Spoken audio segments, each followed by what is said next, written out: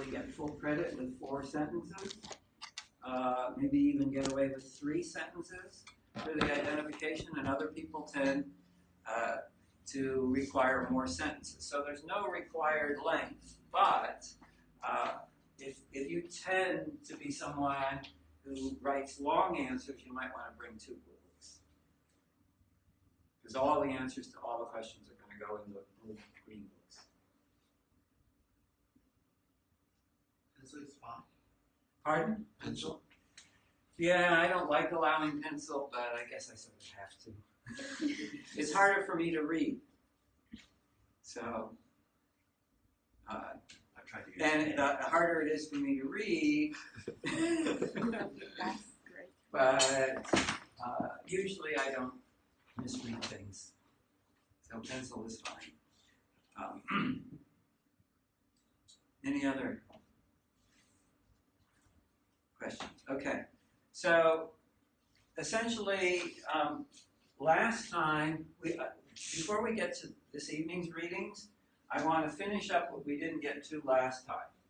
And essentially, with respect to these markets, in terms of macroeconomic models and comparing monetarism with Keynesianism, we had introduced this market, right, the labor market, market for final goods and services, and the last thing we took up was the loanable funds market, but we hadn't gotten to the market for real money balances. So with respect to the outline, we added the loanable funds market.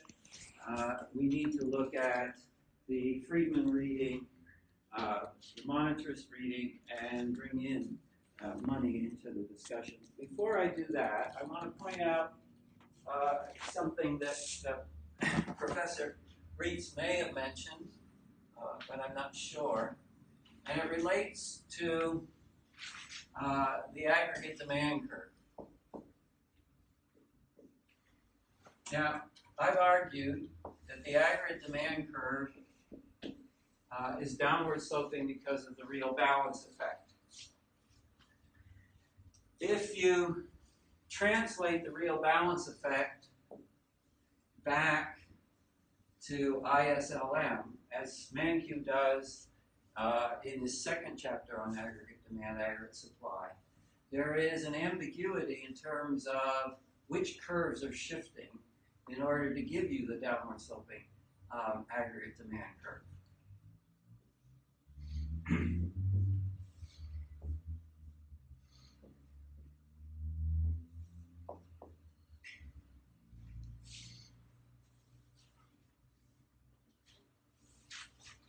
And that, and Mankiw himself is actually inconsistent. And that's what I'm showing on the overhead.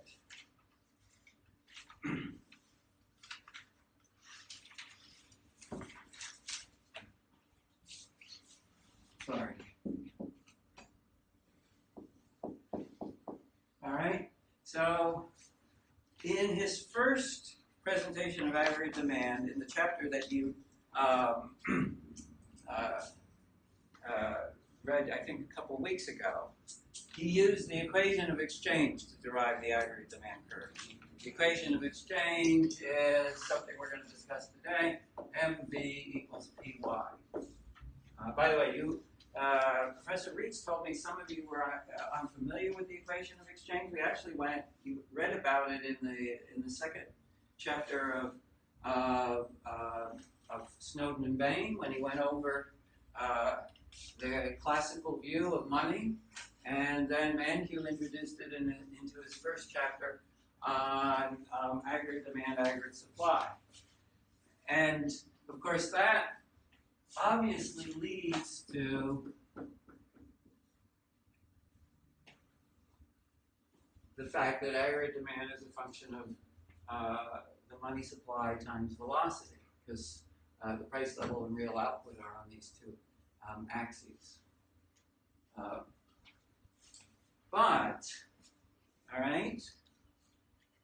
But when you get to ISLM, and you get to the version that that ManQ presents, right, as the price level shifts downward, which of the two curves is shifting? In which of the two curves does ManQ make the price level an argument? The IS curve or the LM curve?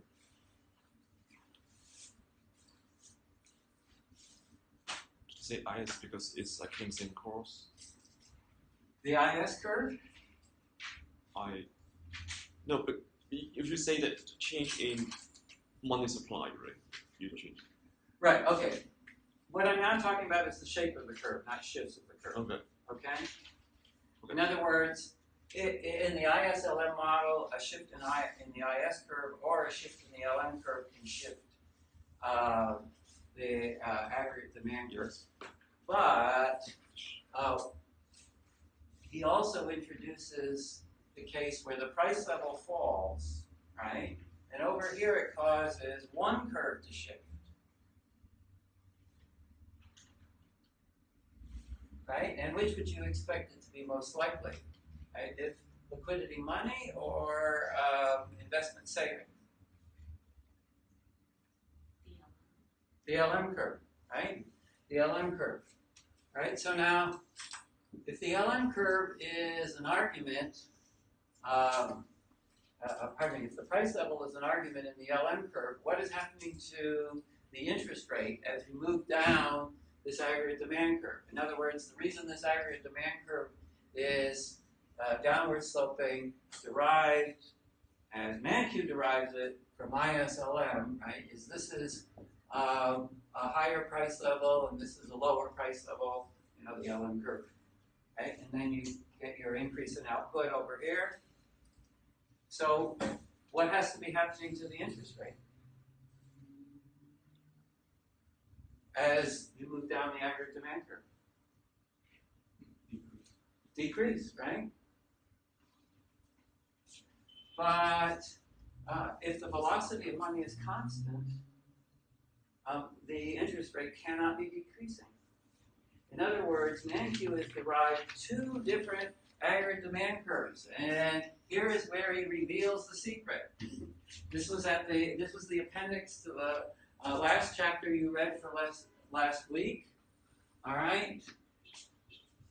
ISLM model, basic aggregate demand, aggregate supply model. What's the difference? Fixed velocity. Fixed velocity means a fixed interest rate, because one of the major factors affecting the velocity of money is the interest rate. So what's going on here? Well, the impact of changes in the price level on the LM curve is what's known as the Keynes effect. And if that's the only effect causing the shape of the aggregate demand curve, right, it's going to be a much more inelastic aggregate demand curve. So the curve he was originally drawing when he was fixing velocity assumed that the price level was also an argument in the IS curve. And that's known as the Pigou effect. In other words, he was assuming, right, by deriving aggregate demand that way, that that the price level affected both the IS and LM curve, changes in the price level, by an equal amount. So we got two aggregate demand curves. You can think of this as a monetarist aggregate demand curve, where you have a full Keynes effect and a Pigou effect. You can think of this as a Keynesian aggregate demand curve, where the Pigou effect is overlooked or eliminated for whatever reason, an argument that it might be less strong. The way I choose to think about it is that this is a short-run aggregate demand curve, right? If changes in the price level are causing initially changes in the interest rate, but this is the long run aggregate demand curve. And how do we know that this is the long run?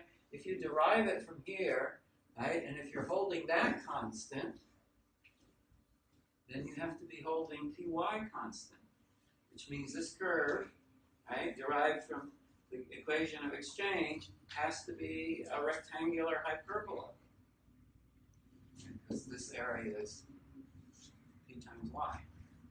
That area has to be constant. MV is constant, Py has to be constant.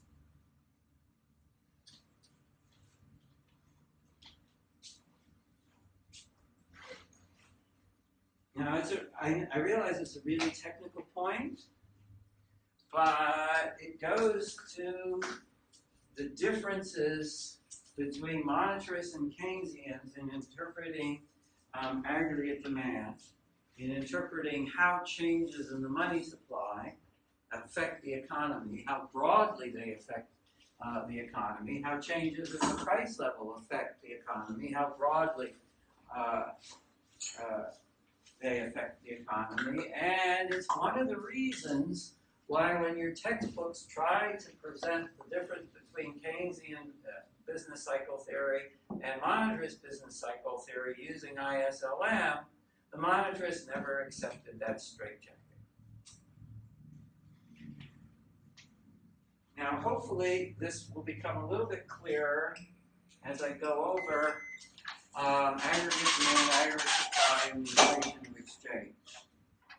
And in order to do that, well, first of all, are there any lingering questions? Is everything that I said perfectly clear, or is it so unclear that you don't have any questions? All right, so I want to take up this subject, aggregate demand, aggregate supply, how it relates to the equation of exchange. We've already done a little bit about that, but we need to talk about the market for money.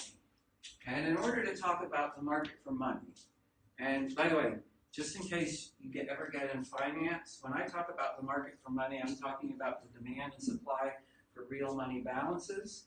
In the finance community, they have these terms, the money market and the capital market, and the term money market is not what I'm talking about. The money market is the market for any financial security that has a maturity of 1 year or less. That's the terminology among people who are participating in that market. But that's not what I'm focusing on. So I want to look at demand and supply of money, right? What affects it and how it affects the price of money. Now remember, there's no single price of money. There's only a proxy for the price of money, which is the purchasing power of money. And what is the relationship between the purchasing power of money and the price level? Inverse. All right? The interest rate is not the price of money. All right? It is the price of savings. Now we'll see that the interest rate can affect the demand for money. And that's where you get these liquidity preference diagrams where you have the interest rate on the vertical axis and the demand and stock of money as it determines the interest rate. But that model is not wrong, it's just conceptually a mess. And it causes people to think about the interest rate as the price of money, and that leads to all sorts of confusions. All right, so if you think of the purchasing power of money as the price of money, as our proxy for the price of money, it turns out that the same principles that apply to any other good or service apply to money. In other words, what determines the price of sugar? The interaction of what two factors? Supply and demand. Thank you. All right? And therefore, the purchasing power of money is determined by the interaction of the supply and demand for money. So if we think about this, right? an increase in the supply of money, right? The increase in the supply of any other good, by which I mean a shift of the supply curve outward, right? Holding the demand curve constant, causes, other things being equal, the price to fall, right? Same is true of money. It causes the purchasing power of money to fall, which is equivalent to the price level rising, which we already knew, right? But it's not something special about money. It's just using the same economic principles that apply to any other good or service and applying them to money. And similarly, an increase in the demand for money, right? The increase in the demand for sugar, meaning the demand curve shifts outward, will cause an increase in the price, which means the purchasing power of money will rise and the price level will fall. All right, so we now need to look at things that can affect the demand for money. This is very theoretical. So let me talk about some of the things that can affect the demand for money. And what I like to do is divide the demand for money into two categories. These sound like Keynes's 3 reasons for holding money, but they're not reasons for holding money. They're different kinds of demand. The first form of demand is what could be called the transactions demand for money or the exchange demand for money. It is the demand for money that you don't yet have. All right, it is the demand for money that is manifest anytime you sell something in a monetary economy. You sell your labor, you're demanding money. You sell your artwork, you're demanding money. Right? And what can affect the transactions demand for money? Well, obviously population. Right? Population goes up, more people, selling more stuff, demand for money goes up. Therefore, as population goes up, demand for money goes up, other things being equal, purchasing power of money goes up, price level goes down. But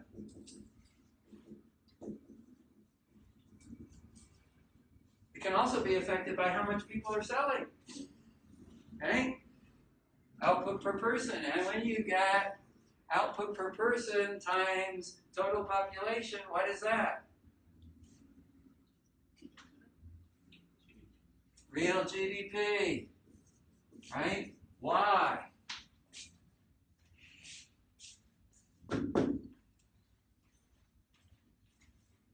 In other words, as real GDP goes up, demand for money goes up, other things being equal, the price level rises.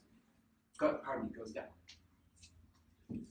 Purchasing power of money rises, price level goes down.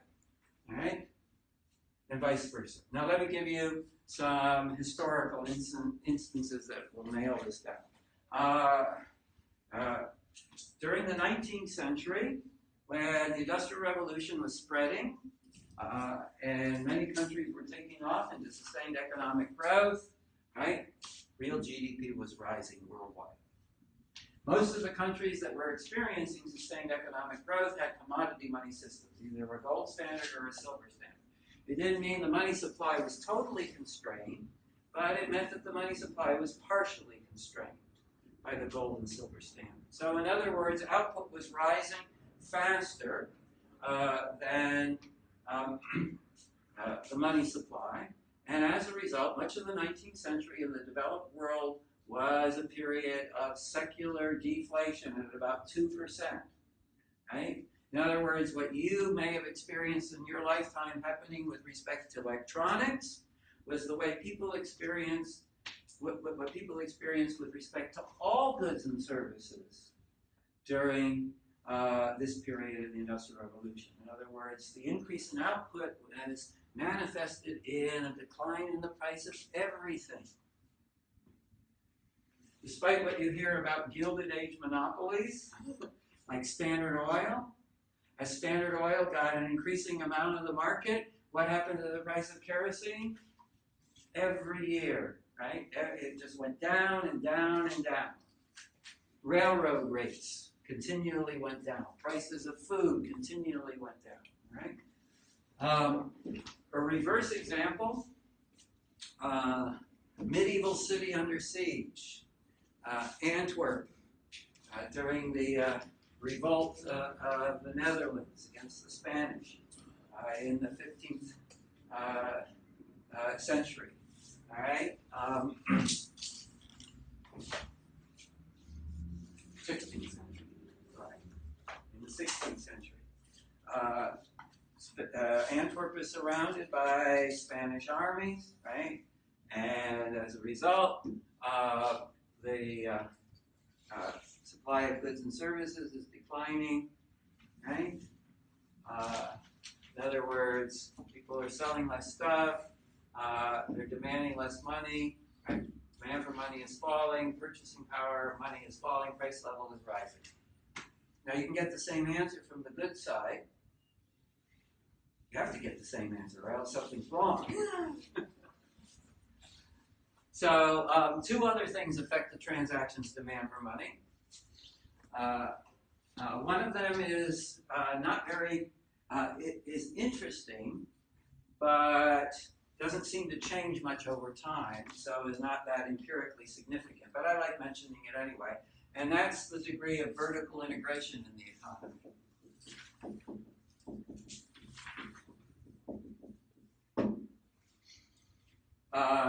If you've taken a micro course, you probably learned about mergers, and there are horizontal mergers, vertical mergers, and conglomerate mergers. A horizontal merger is when two firms selling the same thing merge, like Haagen-Dazs merges with Ben & Jerry's. A vertical merger is when firms who have dealings with each other in the structure of production merge, like Haagen-Dazs merges with a dairy farm. And a conglomerate merger is when two firms that have no economic relationship with each other merge, like Haagen-Dazs merges with a clothing boutique. And the only one that affects the demand for money is a vertical merger. Why? Because why do you have vertical mergers? Well, firms are like little units of central planning within the market economy, right? Sometimes it's not efficient to use markets. It's not efficient to have every worker in a firm purchasing their own desk and their own computer, right? At the level of the firm, central planning is more efficient. So when firms vertically merge, essentially the primary reason is they're taking transactions that previously were in a monetary nexus and moving them into within the firm. So that would cause a reduction in the exchange demand for money. It's hard to measure, and as far as we know, empirically it doesn't make much difference because the degree of vertical integration doesn't seem to change much. The other factor that can affect the exchange demand for money is clearing system efficiency. All right? Are you all familiar with what a clearing system is? Okay, well, I'll give you a technical definition, then I'll give you an example. A technical definition is a clearing system is a multilateral network of offsetting payments. So let's say that multilateral network of offsetting payments. So let's say that I owe Sharika $1,000 due tomorrow, and Sharika owes Kaylin $1,000 due tomorrow, and Kaylin owes me $1,000 due tomorrow, right? Without a clearing system, we have 3 transactions. With a clearing system, we have no